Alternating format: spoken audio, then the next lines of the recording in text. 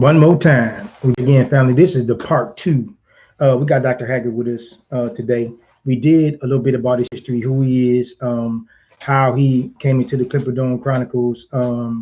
His background is very important. He is an integral part to what I do and how I'm going to proceed coming up here with this mental health, especially for Black men, but Black families in general. So I was on a panel last Sunday. So we had some mental health professionals. It was a real nice podcast. It's the Mental Health Experience is the name of it. It's on YouTube. It was real nice. They had nice editors and sound people. We had a stage set up. It was real nice. So we had like two doctors on and one counselor. And so we were sitting up there, and of course, I do the barbershop thing. So we were trying to deal with men and anxiety and depression.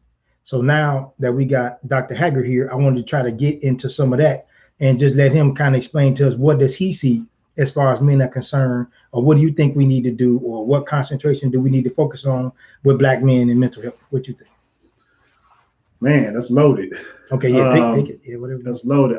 So for me, I think I approach it from a couple of different perspectives. I think one, coming in with my background, again, being a social worker, and a lot of our curriculum, a lot of the work, our training being structured around mental health and mental wellness and helping others achieve mental wellness. I come from it, approach it from a research perspective and my research training and being an avid reader and constantly searching for knowledge. But then I also approach it from a very practical and realist perspective. And I think some of my viewpoints and some of the ways that I see it are non-traditional. And I say non-traditional because it's typically not structured in a way that is aligned from what we see as professional. And I can go into that and have a big conversation about my thoughts about how we capture professionalism. But I think one of the biggest problems and one of the things that really impedes our progress just in terms of mental health is the lack of mental health professionals that look like us in the Black community. There's not a lot. There's not a lot of Black men or women in the field that look like us. And so that's a big challenge, when you're dealing with all of the challenges that we're faced with, whether it be from our families, from our environment, this internalized oppression, the racism, this all of that stuff is going to impact our health and our wellness. If you're trying to go into trying to navigate throughout this world without that intervention, without a counselor, therapist, or whatever, it's tough. But it's even more challenging when you're trying to actually do that and you can't find someone that looks like you. And then you're also dealing with, just because they look like us, they say that skin folk ain't all kin folk thing. Right. You could even get, a therapist, a counselor, a mental health professional that looks like you, but it may not connect with the same. But the first step is getting somebody to understand your background, your culture. Yeah. So that. Yeah. That's first. Yeah. Okay. Yeah. Yeah, so I was just trying to see how we can get people to understand how important and how valuable it is, because you come to the shop, how we do, heard them talking in the shop, like sometimes they open up, you've been to the forums and the men's meetings, doing the research. What do you think makes them apprehensive, and then how can we get them to open up? 2 questions. What apprehensive to what? Opening up and sharing, opening up and talking about what's wrong in the barbershop setting, or just in pick, so pick one, whichever one you can see. Yeah, because you got the forums, the research, the men's meeting, and the barbershop, whichever one is, whatever you think. There's a lot that goes into that too. So one of the things I think that that really impedes us, especially for Black men, is there isn't really, we're not raised to be able to express ourselves in those ways, right? Like that's always going to be a challenge, and I see that with so many of us, so many brothers that just struggle to express it, whether it be in a room with other brothers, whether it be to their significant other, whether it be to their parents, whatever it may be. It's difficult for you to express yourself, and we know, I don't need to go into the research facts. I mean, common sense will tell you if you're emotionally suppressing yourself, that's going to impact you in a negative way. Right. That's going to impact it. But society doesn't necessarily structure itself in a way that's going to lend towards a black man being able to express themselves. Right. And so sometimes what we do is through anger. Right. Negative. Yeah. Right. We know there's going to be a negative impact on that. So that's a challenge. I think we don't. The professionalism thing, which I was speaking to earlier, there's been lots of things that have been done to us in a negative way in this country. Like, you think about mental health professionals and they're not trusted. Even if you have somebody, even if you have somebody that looks like you, like that's just one piece of it. Mental health professionals are not trusted, and for some good reasons. Like historically, healthcare has been a big challenge for us historically and current day. So, they treat us as guinea pigs. But there's not a lot of research that's really being done to support what's best practice for us. That's right. So there's a lot of mistrust and rightfully so in the Black community for mental health professionals. But I think we also we have to restructure it, right? Like, so one of the things that I'm working on, of course, in my role now, I'm an assistant professor at a university. And so part of that is research. And one of the things that I'm particularly interested in is trying to find, two things. One is trying to find ways to market helping professionals, whether it be social work or counseling or psychology, whatever that may be. Try to market that to people of color, to Black people in a way that's going to be meaningful, that's going to speak to them. And that in itself is packaged with a lot. The way that we create benchmarks to determine who's going to be entered into the field, the professionalism piece, how we're capturing that, even how we're capturing what's ethical. All of those things, to me, you saw that call them gatekeepers, but in some ways they're just ways to keep Black people out of the profession, make it challenging for us. But I think beyond even getting more people into the field, we also have to find some what they would call non-traditional ways to get people to actually want to access the service. There you go. And man, I've always said, I've always said the barbershop is a wonderful way to do that. Because that is one place where I know I'm gonna be able to go in, no matter where you're at. You can go anywhere in this country, any community, any neighborhood. You can walk into a barbershop, and after a while, you're going to develop this comfort level to be able to express yourself emotionally and get that stuff out. So we got to start finding ways to non-traditional approaches to really getting that wellness, or at least a vehicle to that wellness. But we also got to create non-traditional ways or other ways to get more people into the mental health world. So the push for me right now is this, because we talked about it in depth. They trying to get the barbershops and use them as therapy centers. And so the beauty of that is, where do you have a group of Black men? Where do you have a group of Black men who are talking? Where do you have a group of Black men that are talking with ready access to be transferred over to the mental health professionals? The barbershop. So what I'm trying to do is get the mental health professionals to understand there's a difference in between a barbershop and a professional place of business. Okay. Some barbershops, we know, they might be watching some inappropriate subject matter. They might be listening to some inappropriate music, shooting pool. They might be doing some things they had no business. Those people are just basically making money. But when I trained over 400 barbers myself. There are some, there's a culture in there's a subculture in every culture. So our culture is being professionals and cutting people's hair. And then there's a subculture of people who just making money and having establishments where people hang out.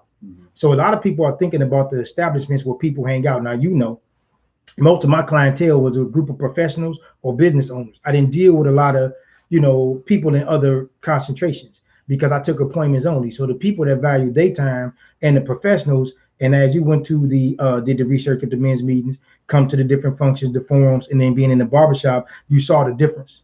It's not the same. It's not a traditional barbershop. So that's what I'm trying to put forward and help the mental health professionals understand this is what we're trying to present, not just a barbershop with people cutting hair. So yeah, and I think, to your point, culturally, I think we're so hard on ourselves. Like we're our own biggest critics, and we're will say things like that, like, is the barbershop the best place to do it? You know what they're doing? Right. And there you go. I mean, hey, that's gonna happen. You know, there's some barbershops that are like that, but then there are other barbershops that are not ran in that way. No. So constantly focusing on those negative, those bad seeds or whatever. I'm not even calling them a bad seed because they're meeting the need for someone. You know, focusing on that and using that as a way to justify why it shouldn't be done. That's ignorant in my opinion. We wouldn't be saying that if it was a white barbershop. Right. I mean, we wouldn't be that. You wouldn't hear that. Like, you know, I understand my culture. I embrace it totally. I'm not for or against it, but I understand how people view it. But the people that I train and the way that I run mines is not like that. Yeah. But you've been there, you know what it is. It's a totally different level of understanding in my barbershop. The conversations are totally different. Like you have come into the barbershop and met friends and had relationships outside of me with people who came into the shop, you know, and you can call them today. And that's what type of camaraderie we had in my barbershop. It wasn't just the place that you cut hair. Some people, they'll come in and they'll say, hey, I got my master's or my PhD. They say, I learned more in your barbershop than I did in school. Like they have literally told me that. But that's because I have people like you. I have other brothers, CEOs. I got other professors. It might be a millionaire. It may be educated, but just read. It don't have no education at all. But he know how to drop knowledge in jewels. So I try to keep those people in my shop so that we can have that kind of energy. And that's where the Clipper Dome Chronicles came from as far as the relationships and the research with Black men. So now I'm pushing this agenda. And I got a brother like yourself, and we're going to get some of your people on. And however y'all structure that, I'm just going to follow y'all lead. And I want to hear what y'all got to say. Definitely. Yeah, that's what I want to do. Yeah, wow, that's it. Okay, so I had a couple of questions because I know, see, we can do a lot of different things. Is it something that we just talked about that I'm missing that you think people need to know before we move forward? Not at the top of my mind. Some might, you know, pop up in the while I'm talking, but not right now. Okay. Okay, so how do you think we can best get men to talk about themselves, their wives, and their children, and their lives and family? What can we do to get that out there so we can start talking about these suppressed emotions like we were talking about before we came on the air? How can we get to that? What can we do? I'm gonna ask you a follow-up question though. Do you think it's that we can't get them to talk, or we can't get the next step after the talk? Like, okay, right. Because we do it. Yeah, because I mean, you know, I've been coming in your shop for years. I don't think it's ever. It's not a challenge of getting them to talk. And like like we've talked about, you hear the same things so often. You know, you have somebody come in and then somebody leave out, come in and share a similar story with some slightly different nuance to it. So I don't even know if it's really about the expression. I think it's one of recognizing really what that pain is, what that suffering is, like, you know, not minimizing it and just saying, oh, well, you got to man up and push through it, that type of thing. I think that's a big piece of it. That's not healthy. And then what's next after that? So like once you've expressed that, what is the other narrative though, Kev, outside of manning up? What is the other option? Oh, you weak. You know, you weak. You know, we can't do that. Saying, but we got to move it to a place where that's not the case. You know, right, like you go. Change the narrative, man. Yeah, we got to change that narrative. And that's what I'm saying. Reframe it, restructure it, and that's going to start with, you know, changing the professions in themselves. It's going to start changing word therapy and counseling that's being done at. It can't just be in some stale place, or, you know, like it has to be in our communities. We got to change all of that. We got to change who's in seat, who's making the decisions for that. That's right. But no, I think, like, you know, I don't think that at least in the barbershop, and if we really focus in that, I don't think that the barbershop is a place where men don't come and express themselves, but it's the what after that. You know, sometimes, so many times, it's like you'll see them come in, they're opened up, they're raw in some kind of ways, and then they leave out. You know what I'm saying? And then there's no action step, and just talking and getting that off your chest might be good enough. Oh, you know, like it may be a weight lifted for some, but then from a counselor standpoint, you already know that's half of the battle. Yeah. You know it out. Yeah, you know so, that. You know, so that could be, man, that could be game changing, and having somebody that just connects with you. You know, somebody that understands what you're going through, that can relate to that experience, talk about their own past, how they got through it. But then I think the disconnect, or where the ball's being dropped, is there's nothing to do after that. It's kind of like, oh, You come in, you process, you talk, which is dope. I don't want to minimize that, but then what's next? We got to get to that what's next piece. So we talked before we came on air, and I said we at this fine hotel, top of the line, 5-star. The barbershop can be the concierge in the front desk to check you in. We take your bags, we get you situated, we check you in, and then we put you on the elevator and we send you up to a professional on the top floor, maybe to the penthouse, somebody that can understand who you are and what you have going on so that we can have a better conversation. Because what I hear and see is the same thing repetitiously. So I want to go into this so people can understand this. My job, before I go to work, I have people sitting outside my job. Some people come just to talk to me. They got their haircut last week, day before, or maybe the day after. Then I was trying to go to lunch. I have to close my shop, and then I have to tell them I'm leaving and going to lunch by myself just so I can stop talking to them. Then when I close my shop, a lot of times I would stay from 5:30 to 9 o'clock having conversations with different people.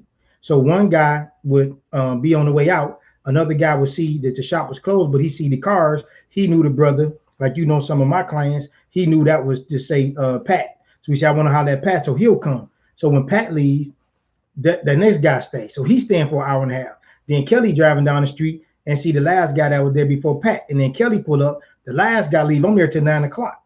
So see, this thing is deeper than just a haircut. These people not coming to the shop to get a haircut. They was coming there to talk to Doc. They was coming there to talk to Marvin. They was coming there to talk to, Brad. So what I'm trying to get the professionals to understand is people come to talk to us. I've never been by a therapist's office just to talk to them. I have never done that. Never even thought of it. So I'm saying, let's merge. Let's not compete. Let's complement. Let's reciprocate. Let's help one another. Let's take what we already have and recycle it. Yeah. Right back to you. Yeah. No, I agree with you. Yeah. I agree with you. That's exactly what it is. And I think sometimes even when I'm in having conversations with colleagues or colleagues who are, more directly in the mental health world, and who are serving as clinicians, whether that be a social worker, a counselor, whatever it is that they're doing, their way of doing it, there's always person and stylists or whatever need to stop saying that they're therapists.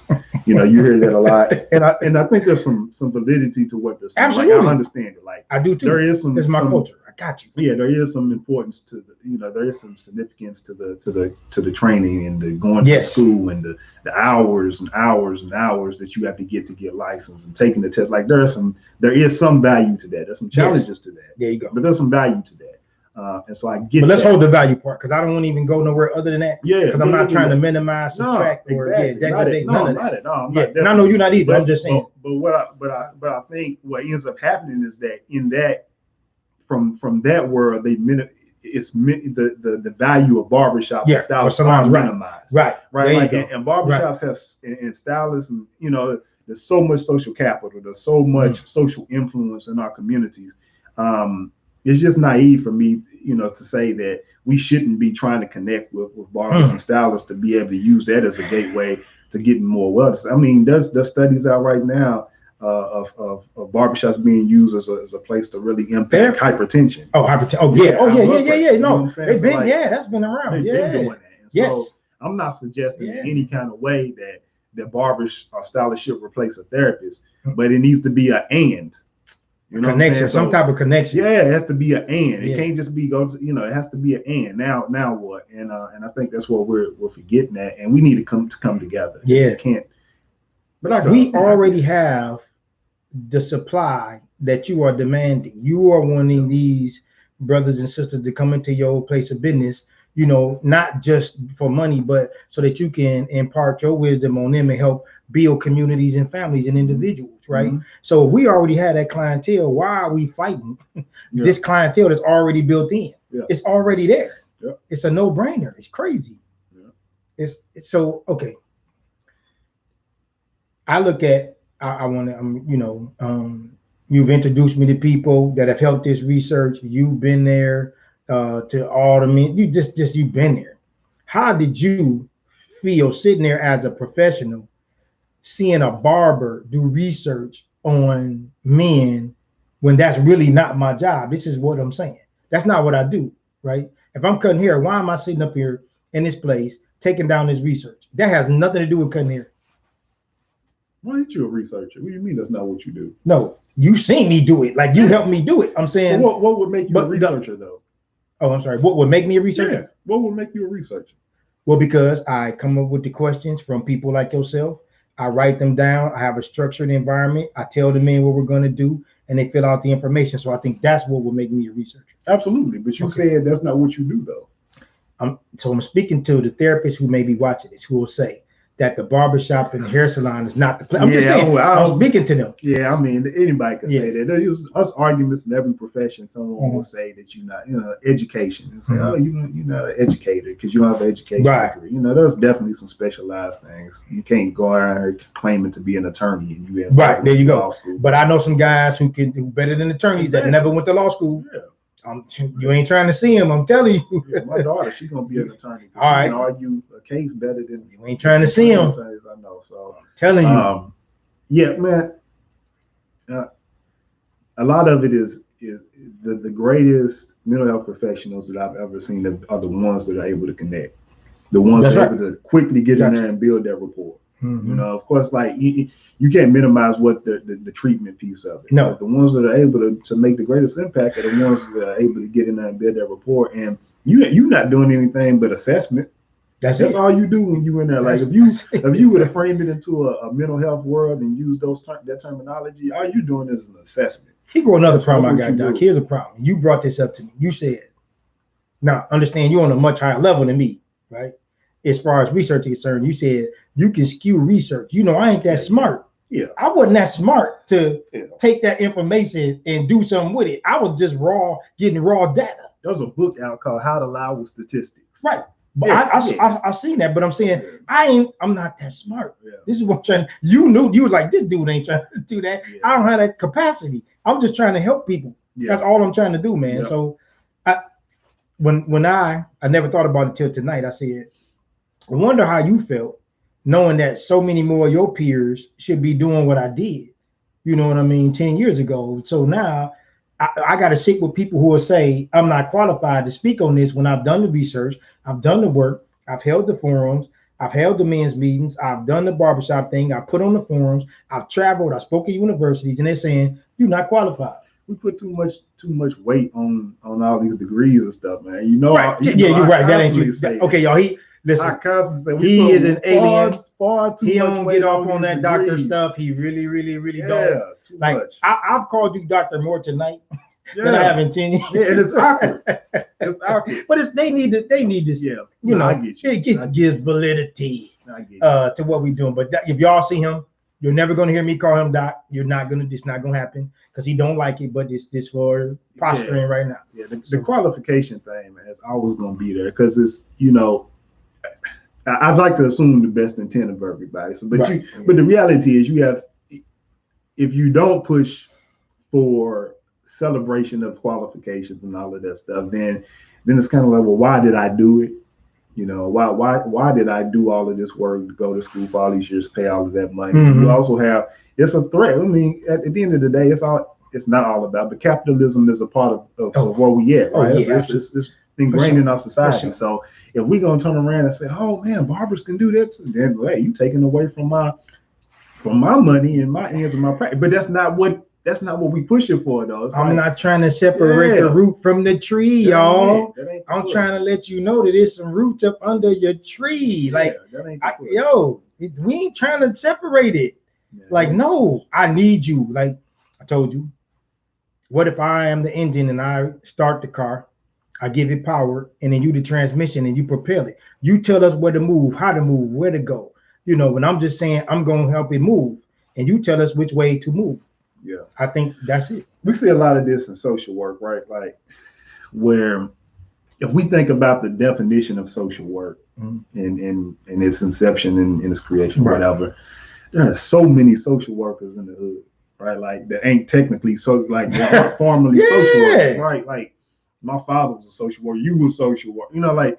There's so many people out here in this community that are doing that work, but because they didn't go to school and get the degree and do a practicum experience and get 500 hours or whatever it is, they can't call themselves a social worker. Right. And I understand that title protection thing. I'm in the field. I get it. I understand the title protection. But there has to be some different ways that we approach getting more Black men, more Black women into the field and staying into the field, because we get them. A lot of times they're not staying. They're not staying in social work because of some other things. You're dealing with racism in that. You're dealing with low pay. You're dealing with long, stressful work conditions. All of that's there. The way the institutions are set up. The institutions are set up to be non-productive in some areas. Vicarious trauma. You're dealing with all of that. So I get it, but we got to set up these professions in ways that are going to be able to market, recruit, and retain more Black folks.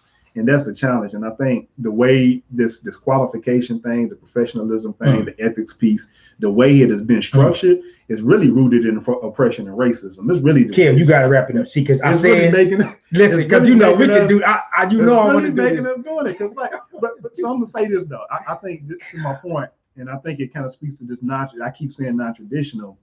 One of the things when I was working in education, so I worked in education for a few years in more of a talent management role. And there was always that argument that was there with education too, about getting people into schools and their teachers, but they didn't get a formal education as an educator, right? And they're saying, oh, well, they're less effective. They don't stay in classrooms as long. And it wasn't really the case. Like, if you look at the data, most of them stay in the classroom just as long as a teacher nowadays, at least. Right. Stay in the classroom just as long as a teacher who got their formal education training. And I'm not sure that we have the best ways to capture whether a teacher is successful or not. Like, I think there's some things that we need to do there. Like you said, like the structures are not necessarily built in the way that they should be. But one of the things that I think they do well in education is create alternatives to getting into education.